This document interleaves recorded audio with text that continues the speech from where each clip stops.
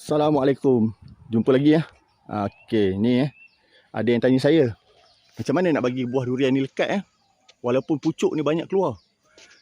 Musim hujan dan pucuk banyak keluar Ramai yang bertanya-tanya bunga yang sedang lekat. Tengok. Okey, buah-buah sedang ni. Okey.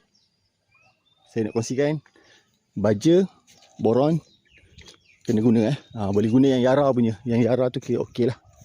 Yara Yara ni Trabo. Okey, ni. Kita satu pokok kita tak minta banyak pun. Dapat 50 biji okey lah. Blackthorn 50 biji satu pokok dah okey. Lepas tu dia punya buah tak putus. Lepas orang habis buah, kita ada buah lagi. Macam ni tengok. Yang belum kembang pun ada. Yang dah kembang pun ada ni. Macam ni. Yang tengah-tengah nak kembang pun ada. Okey. Baja yang saya share kat bawah ni, boleh tabur sebulan 2 kali. Baja tu tak mahal.